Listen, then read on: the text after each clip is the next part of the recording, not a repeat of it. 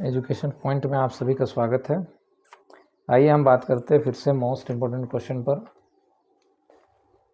जो JAC board के नज़रिए से बहुत इम्पोर्टेंट है। अब क्वेश्चन जो होगा आपका 5 नंबर का, यानी दीर्घ उत्तरीय प्रश्न में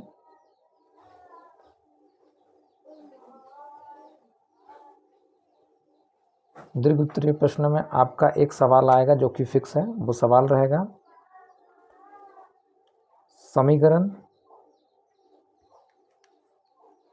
3x² - 2x + 1/3 = 0 का एकदम गारंटेड सवाल बता रहे हैं हम। वीवी कतकर, यानी वीवी कतकर और बी मूलों की प्रकृति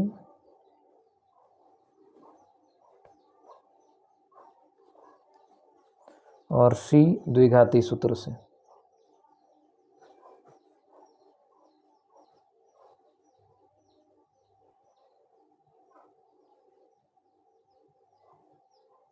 तो नंबर 1 पर मैं बात कर रहा हूँ कि मूल निकालने के लिए कल का एग्जाम में आएगा। एक मूल आपका 5 नंबर का क्वेश्चन रहेगा, मूल आपको बना लेना है। तो देखिए कैसे बनाएंगे। तो समीकरण मेरा है 3x² - 2x + 1/3 = 0। तो यहाँ पर a का वैल्यू क्या हो जाएगा, फर्स्ट वाला जो होगा वो a का वैल्यू हो जाएगा, b का वैल्यू x का गुणांक होता है तो -2 हो जाएगा, और c का वैल्यू हो जाएगा 1/3। ठीक है। अब हम इसका d निकाल देंगे। नंबर 1 पर निकालना है वीवी कतकर, यानी नंबर 1 तो लिखेंगे, चूंकि वीवी कतकर यानी d डिस्क्राइमिनेंट जिसको कहते हैं, यानी d डिस्क्राइमिनेंट बराबर फॉर्मूला होता है b² - 4ac बेटा। अब d का फॉर्मूला यानी डिस्क्राइमिनेंट निकालना है तो b², तो b मेरा क्या है -2 का होल स्क्वायर, फिर -4 इंटू a का वैल्यू 3 और c का वैल्यू 1/3। तो -2 का स्क्वायर करेंगे तो 4 आ जाएगा। क्यों? क्योंकि -2 इंटू -2 -+ 2 × 4। फिर उसके बाद है आपका ये 3 और 3 कैंसिल आउट हो जाएगा, 4 × 1 = 4। तो 4 में 4 माइनस किए तो 0, 4 में 4 माइनस किए तो 0 हो गया। तो इस तरह से d का वैल्यू 0 आया, मतलब d जो है वो 0 के बराबर है। तो b नंबर इसकी प्रकृति क्या हो जाएगी, तो मूलों की प्रकृति यहाँ लिखना है तो लिखेंगे b नंबर में, चूंकि मूलों की प्रकृति बराबर मूल वास्तविक है एवं समान है। तो समान कब होंगे, जब d का मान कितना आएगा 0, तो मूल समान हो गए।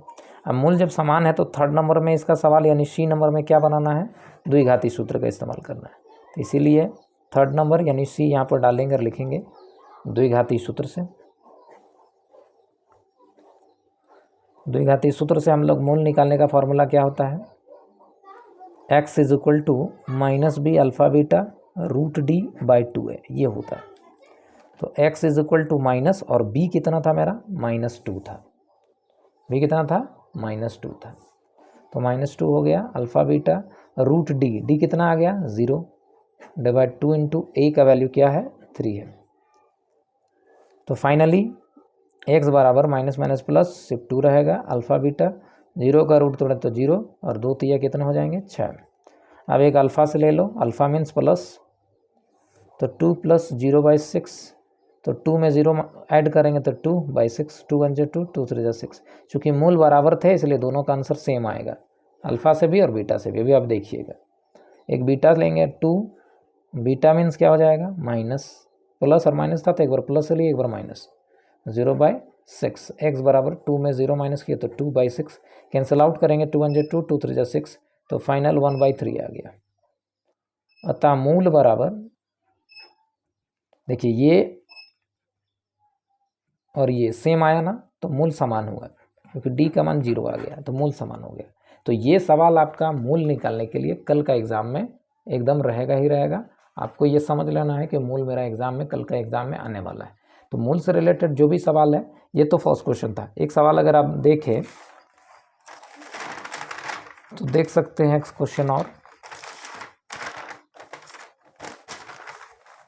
सेकेंड।